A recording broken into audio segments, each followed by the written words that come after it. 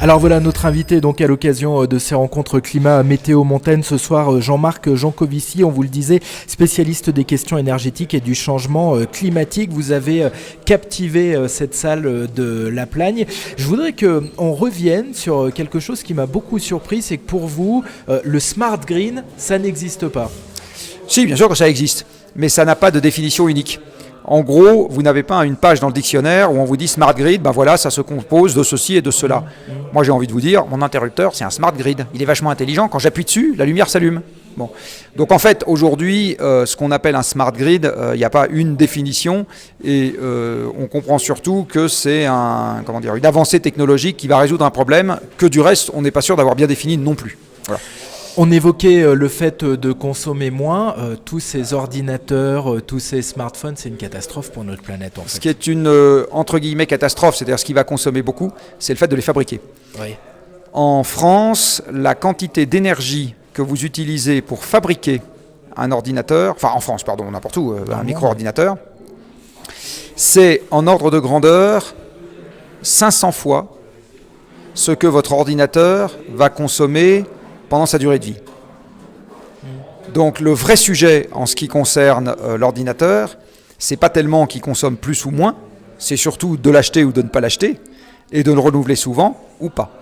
Les émissions dans le monde de la fabrication des ordinateurs et des téléviseurs, c'est autant chaque année que les émissions des camions. Donc c'est absolument considérable. Et c'est bien la fabrication qui compte, c'est pas l'utilisation. Est-ce qu'on a une raison malgré tout d'être, ça sera ma dernière question en guise de conclusion, de rester positif ou est-ce qu'il faut absolument être alarmiste aujourd'hui ? Si on pense que à partir du moment où on va consommer moins qu'aujourd'hui, c'est-à-dire que l'espace habitable deviendra éventuellement un peu plus petit, qu'éventuellement on sera obligé de cohabiter un peu plus longtemps avec la génération d'avant ou la génération d'après. Si on pense que c'est un drame, si on peut un peu moins facilement se déplacer, etc., alors on est foutu.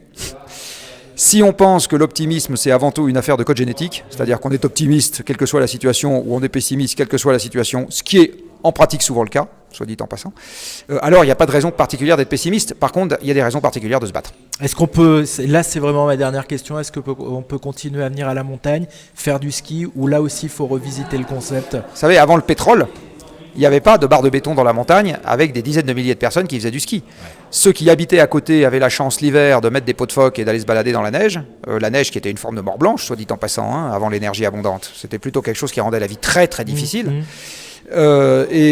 Aujourd'hui, si on a autant d'activités dans la montagne, c'est grâce à l'énergie. Donc est-ce que avec beaucoup moins d'énergie, on aura toujours autant de stations de ski pour que les gens viennent faire du ski pendant une semaine ?